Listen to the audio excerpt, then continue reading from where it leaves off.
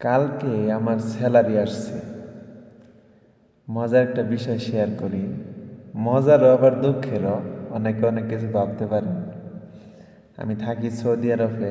আমার স্যালারি হলো আপনার সৌদি আরবের রিয়াল 1700 রিয়াল।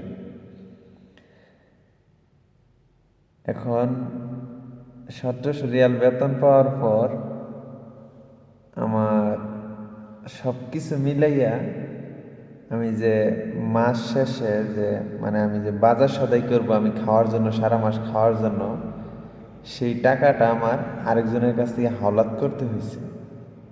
এখন বলতে পারেন এত টাকা বেতন পাওয়ার আগে তো আপনার পেট চালাবেন, তারপরে না আপনি অন্য কিছু চিন্তা করবেন। হ্যাঁ, আমি চিন্তা করছি ঠিকই, কিন্তু আমি লাস্টে যে একটা সমীকরণ মিলাইতে পারি নাই, এই কারণে আমি ঠকে গেছি। বিষয়টা হলো, আমার বাড়িতে টাকা একটু বেশি দিতে হয়, কারণ আমার ব্যাংকে থেকে টাকা তোলা আছে, ওই জায়গায় কিস্তি দিতে হয়। আমি 1700 টাকা বেতন পাইছি, আবার আমার একটু কাগজপাতিতে একটু সমস্যা, এই কারণে আমি আগের মাসে আমার আকামার নাম্বারটা আমি কিছু টাকাতে উঠাইছিলাম একজনের কাছ থেকে হাওলাত করে নিয়ে। যাই হোক, ওইখান থেকে আমি 300 টাকা নিয়েছিলাম, আর টুকটাক ম্যাচে বাজার সদাই করছিল আরেকজনে, পানি টানি কিনছিলাম, সব কিছু মিলাইয়া আপনার 400-500 টাকার মতন, 500 টাকার মতন আমি ঋণ হয়ে গেছি। তো বেতন পাইয়াই 500 টাকা তাদেরকে ভাগ করে দিয়ে দিছি। আর আমার কাছে ছিল 1200 টাকা। 1200 টাকা মধ্যে আমার বাড়িতে দিতে হয়েছে 1000 টাকা, কারণ 1000 টাকা দিলে আপনার 32,000 টাকার মতন যাবো আর কি। 32,000 টাকা যদি যায়, তাহলে আপনার 15,000 টাকা দিব ব্যাংকে কিস্তি, আর 15,000 টাকায় সংসার, 4জন মানুষ মিলাজিলা চলবো। আমার বাচ্চা আছে, আর আমার স্ত্রী আছে, মা আছে, ভাই আছে, সবাই মিলা চলবো। আর আমার স্ত্রীরে এমনি ব্যক্তিগতভাবে আমি কিছু টাকা দিছি। তো সব শেষ করে হেরা, তাদেরকে দিয়ে হেরা আমার কাছে 44 টাকা 45 টাকা ছিল।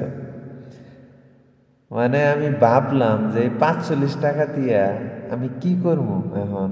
আমি চুলদারি কাটামু, না মেসের বাজার করবো, না সারা মাস চলবো। তো মানে দেখা যায় যে অনেক টাকা বেতন পাই, বাংলাদেশে 50-60 হাজার টাকার মতন বেতন পাই। তো মাস শেষে দেখা যায় আমার পকেটে 20 টাকাও নাই।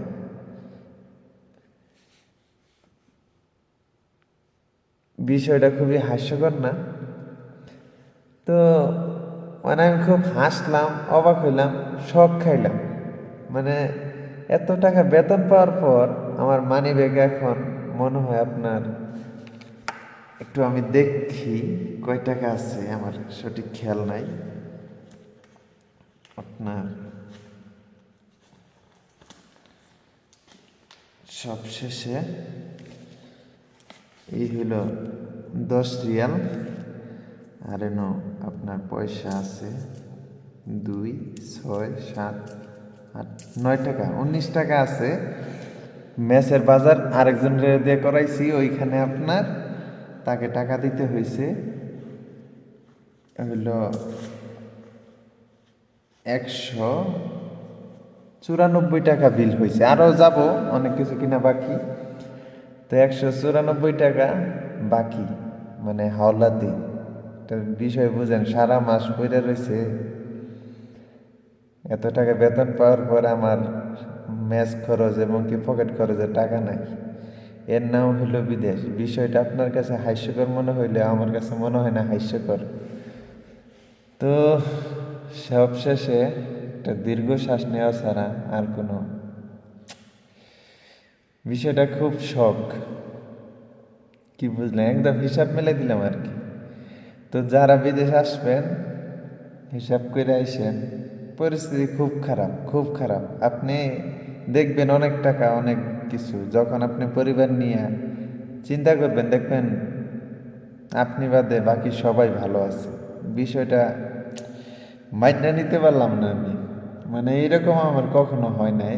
হয়েছে এইভাবে যে এখন মানুষ দিন দিন পুরান হয়, পুরান হইলে মানুষের আরো বাড়ে, যে একজন পুরান হইছে এর আরো ইনকাম বাড়ে, এটা বাড়ে।